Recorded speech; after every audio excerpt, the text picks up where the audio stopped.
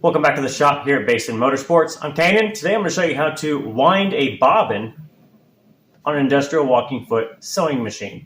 Now the sewing machine model I'm going to show you on is an NC6 from NC Carpet Binding, but the traditional sewing machine is pretty standard really between all of the walking foot sewing machines available. I've used multiple brands and they're pretty much the same setup. So showing you this is going to be pretty easy. It'll be pretty standard for what you're going to do.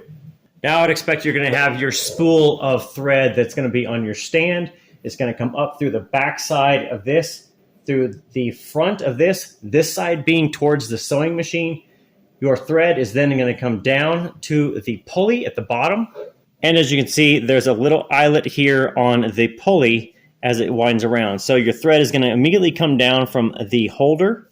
It's going to go through this eyelet and then it's going to wrap around this pulley to come this direction. At that point, you can just go ahead and pull your thread along. We can go ahead and add our bobbin to our winding piece. Now this should be tight. If you have a brand new machine, these tongs or these holders probably are pretty loose, so you can take a screwdriver in between and press in a little bit, and that should spread them out to make this harder to hold, or it has more resistance to hold for when it spins. Now I've seen two different ways people say that you can wind the bobbin. One is going to be you can bring it in, pull a bunch of extra thread, wind it around, and then when you get to the end where it has a little bit of extra out here, you can then click this forward so that your pulley engages the belt, and then you can step on your pedal and it will start to spin, and it will pull thread from the pulley from your spool and wind it up. The second way I've seen is people bring the thread in, they come through the center and out one of the holes on the side, and they hold it out probably about 3 to 4 inches here. Then once here, you can engage this forward to drive your pulley into the belt, then step on your pedal and it will start to spin. One thing you'll find is that this that you're holding is going to spin with it, and it's going to tighten up. Once it gets about 2 passes across the width of the bobbin, it'll hold itself, and then you can just snip this off close to this bobbin here and then just keep winding it.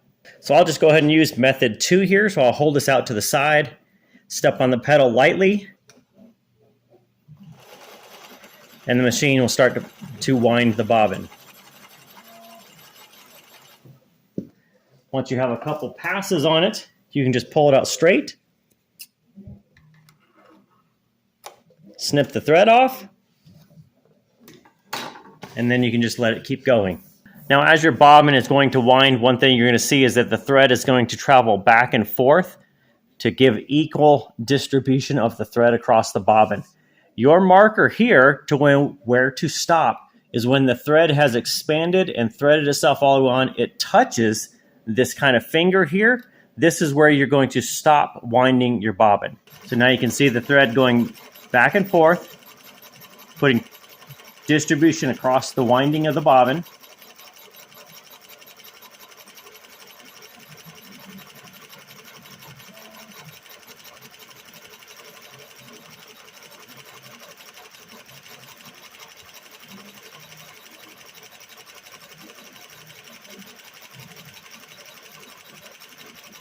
Now, if you find that you're getting an uneven distribution, maybe it's putting a lot more on this side or that, you can always use your finger and just kind of push the thread as you need to hold it back and forth. Now you can see that the thread has touched our finger here. And if you need to adjust this, there's an adjustment screw here. You can loosen this up, adjust this back and forth as you need to, or bend if you need to bend it down or up a little bit to make it touch the thread where you want to stop it. One other way to know that you have put enough on the bobbin without going too far is that you have a little bit of space. You see how these holes are still a little open. They're not covered all the way with the thread. You want to leave just a little bit of space there, or a little bit of opening on each side.